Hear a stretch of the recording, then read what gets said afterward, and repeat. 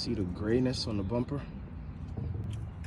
I think if you have the metal bumper, you know exactly what this is about.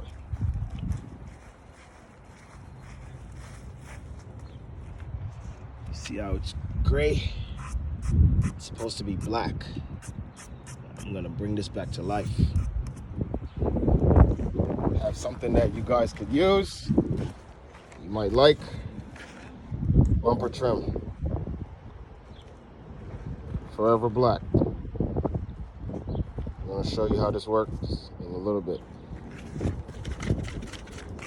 Try to mix it with some water. So this is what it comes with. That's the paint. That's the cleaner. And this is what you apply it with.